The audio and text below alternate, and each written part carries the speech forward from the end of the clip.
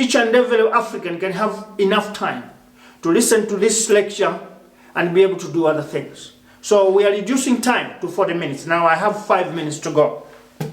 Fellow Africans, COVID-19 has come and is going. Today we can happily declare that COVID-19 hasn't devastated what we expected. 23,000 people have died or less.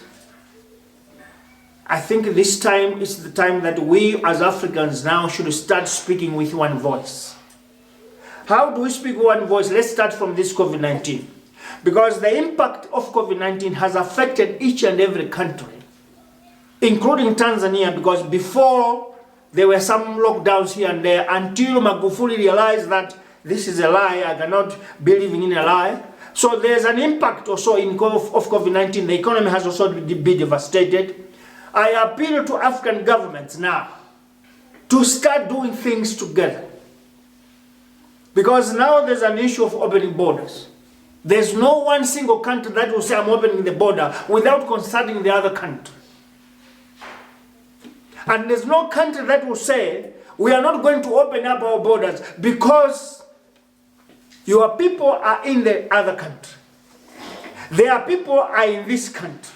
Therefore, there is need for collaboration among countries. And this should be the point of departure for Africa to start speaking one language. Because the problem that is affecting another country, it affects us too here. Perhaps this should be now a lesson that we can't start planning of ourselves forgetting the other. I heard some people saying they are planning to buy drones to monitor borders. I cannot mention which country is that. But that is not going to solve the problem of Africa. Because you can put drones, you can put guns to shoot people, you can put machine guns, automatic ones, that if they feel that there's somebody coming, they shoot. First of all, let's ask ourselves a question. Why are these challenges taking place now and again? The answer is simple. Let me talk about Zimbabwe. This issue of drones is about Zimbabweans entering South Africa. And some people think they will control this by buying expensive drones to monitor the borderlines of South Africa and Zimbabwe, and then the solution will come. You are lying. Because you never put drones in the border of Mozambique, in the border of Botswana, in the border of Swaziland, in the border of Lesotho. As long as Africans want to survive, they will do anything in their being to make sure that they find bread on the table. Now, you may not solve the problem by blocking people with the drones or whatever. You can solve the problem by finding out the cause that is making people to cross borders from one end to the other. It is political freedom. It is economic freedom. Africans are dying because countries of Africa have chained them with the politics of what they call politics of economic manipulation. If we are to control the influx of people from one nation to another, if we are to restrict movement of people from one place to another, let us make sure that all African countries, their economy is moving in a uniform. You will never see the influx of people the way it's happening. Because some of the borders are electrified. They are electric borders. But still, Africans are finding a way to cut those borders and penetrate into another country. Therefore, even these drones will not stop. Because each and every African has to toil on himself or herself. Therefore, it's an appeal to the chairperson of African Union. It's an appeal to the chairperson of SADC. It's an appeal to the chairperson of East African Community. Because we cannot talk about West Africa, because West Africa there is free movement. An Ivorian will be in Mali without a passport. A Nigerian will be in Burkina Faso without a passport. That is what we need in Africa if our economy is to grow. That is what we need in Africa if we are to get rid of this virus called fear. Let us free our people. Let this free movement be done at will.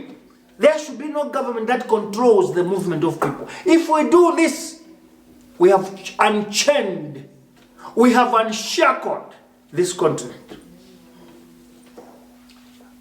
There are plans that borders are going to be open. And you know what? They are busy planning. Governments are planning. What is going to happen is that only business people with a special character of cooperation will be allowed to fly from one place to another.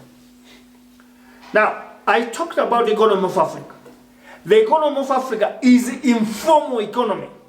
We have not reached the stage of corporate Africa. We have not. We believe in hand to mouth. Now, if you say that, okay, borders are going to open, but first we are going to open for business personnel, what are you talking about? Because if you say so, we are opening for Chinese to come in Africa and get what they want and go back. We are opening for Europeans to come to Africa and get whatever they want and go back. You are opening for Americans to come into Africa, get whatever they want and go. But you haven't opened an African to build the economy that will stay in this continent. If we are to open borders, let us open for Africans. Because with this informal economy that this continent is living, we need to free the movement of people. Because that is where the economy grows. We are socialist economists in Africa. No one should lie about capitalism. About Africa, we are social people. Our life is socialism. We depend on one another. Individually, nationwide, state by state, government by government. If there's any government that is challenging that, we can do without Lesotho, we can do without Swaziland, we can do without Zambia, that country is lying. Because in the next 6 months, that country will fall down. The economy of Africa is intertwined.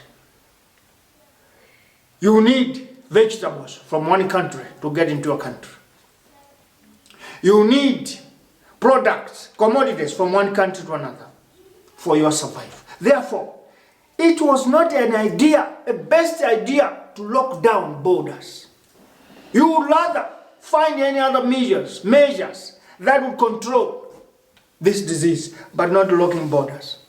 So I hear that there are meetings now, government to government, planning on how you can open up borders. And I'm sure it is going to be specialized. Only so and so can cross the borders for the beginning. That is the same thing we talk about fear. Why are we afraid? For Africa to develop, open the borders. Let borders be, and tell each and every African that the way we have been living all along, that when you reach at the border, when you enter the school block, when you enter the supermarket, when you go in the church, sanitize, and you make sure that when you go back home, wash your hands and mask yourself. That is a solution. But any other measures will not solve the matter. Unfortunately, we are counting today 67 years of independence of Africa. But the chaos, the troubles, the hectics are just cumbersome. We were supposed to be saying, at least we have dealt with 90% of our problems. Now we are remaining with 10%. But we are very far. We have solved 5% of our problems because it's just political freedom. But the rest of the challenges are 95%. And yet challenges comes of COVID-19, HIV, capitalism, donations, aid, money. We are wasting our time. To finalize, I've got 1 minute. Let us stop depending on international help when we are faced by any challenge. Whether it's economic challenge, whether it's a plague challenge, COVID-19 plus, let us not rely on international help. Let us rely on our homegrown remedies. Let us find our own solutions at home. Because before the whites came in Africa, life was going. Our ancestors, Chaka Zulu, Moshweshwe, Ndabadingi Zitore, Zirikazi, Zongendaba, Mbona, Songhai, Intimbuktu there. We survived. Even if the colonizers could not come, Africa could still survive, could still be here. And in other words, I could say, we could be more better. So why are we afraid? Let us move the fear and let us stop begging. This time, we will not blame you governments by telling us that people toil to develop your areas, toil to develop your country, toil to develop your societies. We won't say no. But this thing of saying we are going to ask for aid in China, we are going to ask for aid from India, we are going to ask aid from America, we are going to ask aid from European Union, has made this continent a backward nation, a backward continent, and has left us the poor of the poorest. Fellow Africans, the moment I stop talking here, let us remove fear. Because those that are afraid don't think. Those that are afraid will not go out. Those that are afraid will never realize who they are. Let's remove the fear. I'm Bantu Sanders Juma, the Utopian himself, representing the Utopian philosophy. We want a great Africa without fear, so that in the next 50 years, Africa will be freely liberated. You are all great people, fellow Africans. Thank you.